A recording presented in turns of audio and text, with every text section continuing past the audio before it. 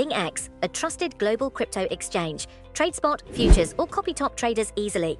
Sign up via the link or referral code to get 30 USDT instantly, plus up to 1,500 USDT in bonuses for verification, deposit, and trading.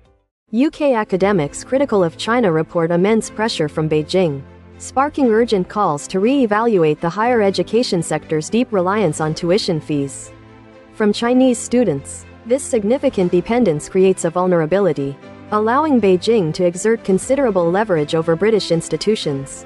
The revelations follow a Guardian report detailing how Sheffield Hallam University initially bowed to demands from the Chinese government, halting crucial research into human rights abuses within China and subsequently dropping a major project. One academic, a China scholar based in the UK, has described experiencing severe repercussions, including death threats and a coordinated smear campaign designed to discredit their work and silence their critical voice. Another researcher, who focused on the human rights violations faced by Uyghur Muslims, found themselves sanctioned by China, rendering them unable to travel to the country for vital fieldwork.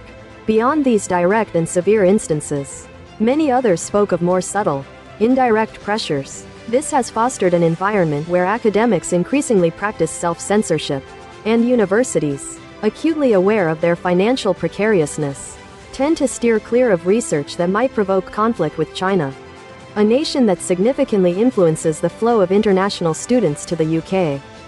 The case at Sheffield Hallam, home to the Helena Kennedy Center for International Justice, brought these issues into sharp focus. In February, a leading professor in human rights and contemporary slavery was instructed to cease research concerning supply chains and forced labor in China. Emails later revealed by The Guardian indicated that commercial considerations played a role in these restrictive measures, although the university eventually lifted the ban and issued an apology after legal threats.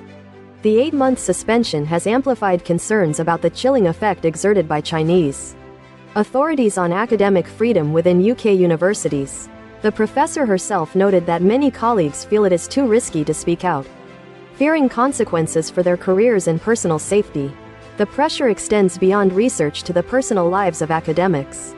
A political scientist and China scholar at the University of Nottingham recounted being subjected to malicious tactics, including spoof emails sent to colleagues announcing their resignation, an attempt to isolate and damage their reputation. The scholar also revealed receiving death threats directed at themselves and their family. This experience highlights a pattern where individuals perceived as critical by Chinese security agencies face punitive actions intended to deter them from expressing their views. There is a growing hope that the Sheffield Hallam incident will serve as a catalyst for change, prompting a critical examination of the UK's higher education funding model. The heavy reliance on international student tuition fees, particularly from China, creates an imbalance of power.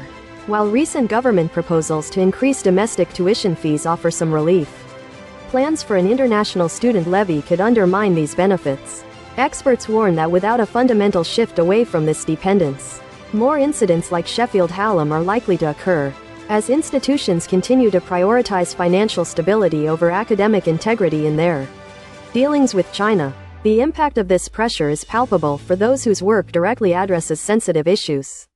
One academic specializing in Chinese studies, sanctioned by China in 2021 for their research on Uyghur human rights abuses, described the immense difficulty their university faces in navigating this complex landscape.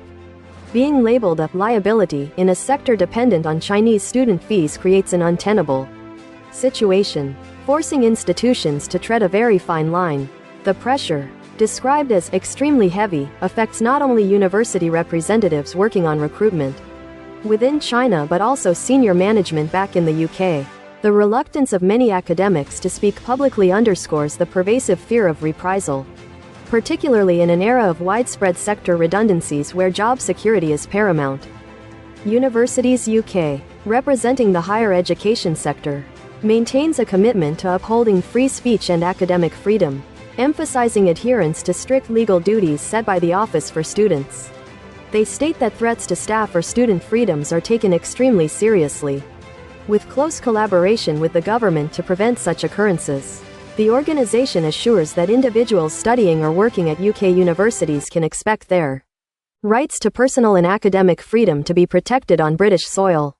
However, the ongoing accounts from academics suggest a significant gap exists between these assurances and the lived reality of those engaging in critical scholarship on China.